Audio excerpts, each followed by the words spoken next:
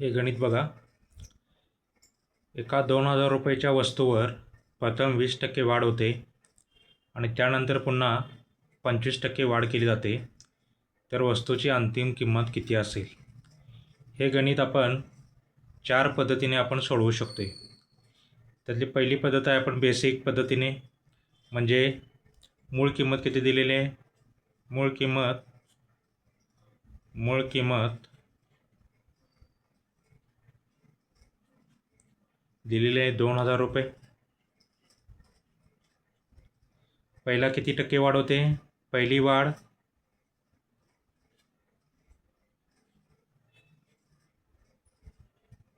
वाढ किती होते?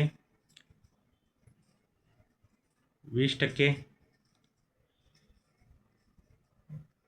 दुसरी वाढ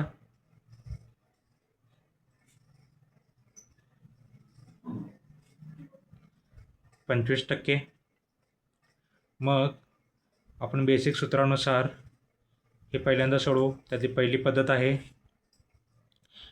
वाढ 20% होते म्हणजे आपण 100मध्ये 20% वाढ करायची. दुसरी वाढ 25% होते म्हणजे 100मध्ये 25% वाढ करायची आणि त्या दोन्ही अपूर्णांकांनी मूळ किमतीला गुणल्यानंतर आपल्याला अंतिम किंमत मिळते. आता पहिली पद्धत बघा. पहिल्या पद्धतीनुसार अंतिम किंमत आपल्याला काढायची आहे. अंतिम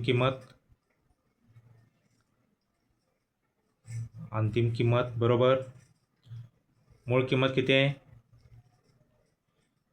मूळ किंमत 2000 गुणुले पहिल्यांदा 20% वाढ झाल्या म्हणजे 100 अधिक 20 भागिले 100 गुणुले दुसऱ्यांदा 25% वाढ झाल्या म्हणजेच 100 अधिक 25 भागिले 100. याला सरळ रूप देऊया. 2000 गुणुले 120/100 गुणुले 125/100. याला सरळ रूप देऊया. शून्याला शून्य गेले, शून्याला शून्य गेले, हे शून्य गेले, हे शून्य गेले, हे शून्य आणि हे शून्य. 12 दुनी 24 गुणुले 125. 24 गुणुले 125 किती येणार? 125 गुणुले 24.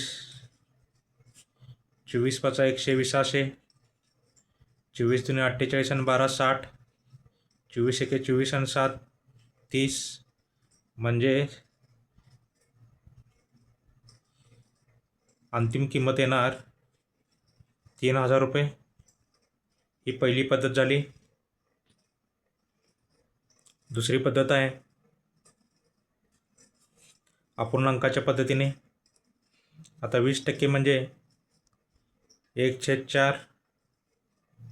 25% म्हणजे 25/100. 20% म्हणजे 1/5. 25% म्हणजे 25/100 म्हणजेच 1/4.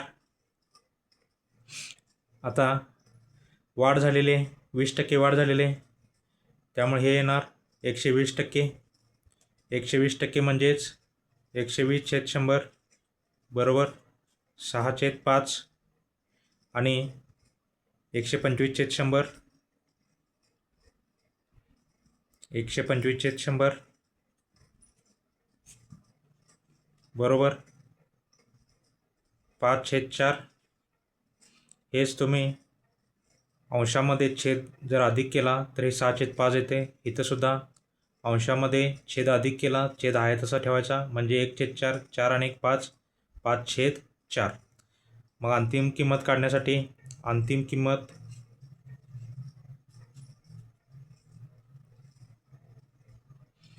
मूळ किंमत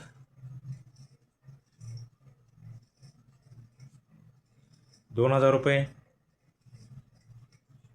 गुणुले पहिल्यांदा 20% वाढ झाल्या, मग तिथं 120/100च्या ऐवजी 6/5 घ्यायचं. 125/100 ऐवजी 5/4 घ्यायचं म्हणजेच 5ला इथं 5 गेलं, 4 एके 4, 4 पंचे 20, 500.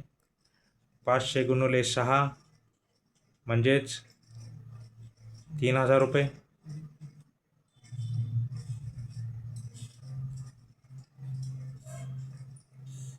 इथं आपल्याला अंतिम किंमत 3000 रुपये मिळाली या अपूर्णांकाच्या पद्धतीने.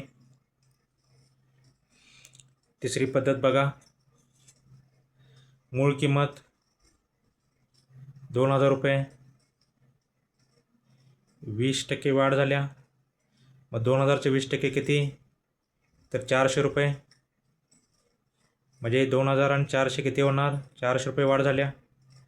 म्हणजे 2400 रुपये येणार 20% वाढ झाल्यानंतर. आता हे 2400मध्ये परत 25% वाढ झाल्या.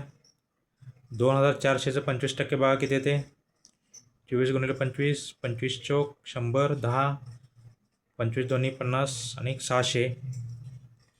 म्हणजेच या 2400चं 25% किती येतं, 600 रुपये. याच्यामध्ये अधिक करूया, 2400 अधिक 600 3000 रुपये. ही तिसरी पद्धत झाली. म्हणजे मूळ किंमत आहे 2000, 20% वाढ केल्यानंतर 2400 रुपये झाले. 25% वाढ केल्यानंतर अंतिम किंमत 3000 रुपये झाली. चौथी पद्धत आहे गुणोत्तराची पद्धत, गुणोत्तर आणि प्रमाण. त्यासाठी आपण जुनी किंमत आणि नवीन किंमतीचं गुणोत्तर घेऊ. आता 20% म्हणजे 1/5 आहे, 25% म्हणजे 1/4 आहे. तर 100 म्हणजे आपण काय करणार, 100 युनिट. जुनी व्हॅल्यू आपण काय करणार, 100 युनिट म्हणजे काय येणार, 100चा युनिट 5. त्यामध्ये 20% वाढ झाल्या म्हणजे 5चं काय होणार, 120चं काय युनिट येणार, 6. जर 100 म्हणजे 5 असेल तर 120 म्हणजे किती येणार, 6. दुसऱ्या वेळे 25% वाढ झाल्या. मग 100 म्हणजे जर 4 असेल, मग जो छेद आहे तो इथं घ्यायचा. म्हणजे 100 म्हणजे जर 4 युनिट असेल तर 125 म्हणजे 5 असणार. त्यानंतर या जुनी किंमतीचे युनिट काढण्यासाठी आपण या दोघांचा गुणाकार करायचा. नवीन किंमतीचे युनिट काढण्यासाठी या दोघांचा गुणाकार करायचा. 5 चौक 20, 6 पंचे 30. म्हणजे जुन्या किंमतीचे युनिट हे 20 आलं, नवीन किंमतीचं युनिट हे 30 आलं. जर 20 युनिट म्हणजे 2000 असेल तर 1 युनिट म्हणजे किती येणार, या 2000ला 20 न भागल्यावर किती येणार, 200. जर 20 युनिट म्हणजे 2000 असेल तर 1 युनिट म्हणजे 200. जर 1 युनिट म्हणजे 200 असेल तर 30 युनिट म्हणजे 30 गुणिले 20 गुणिले 200.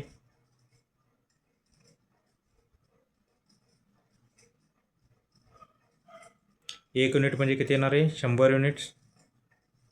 1 युनिट म्हणजे 20 युनिट म्हणजे 2000. 1 युनिट म्हणजे 100 येणार. 1 युनिट म्हणजे जर 100 असेल तर 30 युनिट म्हणजे 30 गुणिले 100, 30 गुणिले 100 म्हणजेच 3000. म्हणजे अंतिम किंमत 3000 येणार. ही गुणोत्तर आणि प्रमाणाच्या पद्धतीने आपण सोडवायचं आहे. ही चौथी पद्धत. म्हणजे इथं 100साठी 5 युनिट घेतलं, 120साठी 6 युनिट येणार. 5 अधिक 1 6 वाढ झाल्या म्हणून. इथं 100साठी दुसऱ्यांदा 25% वाढ झाल्या म्हणून 100साठी 4 युनिट घेतलं, त्यामध्ये अधिक 1 वाढवणार. 125 म्हणजे 5 येणार. मग आपण जुन्या किंमतीचं युनिट काढून घ्या. 5 चौक 20, 20 युनिट म्हणजे 2000. 1 युनिट म्हणजे 100. नवीन किंमतीचं युनिट किती आहे, 30. जर 1 युनिट म्हणजे 100 असेल तर 30 युनिट म्हणजे 30 गुणिले 100 म्हणजे हे 3000 रुपये अंतिम किंमत आहे.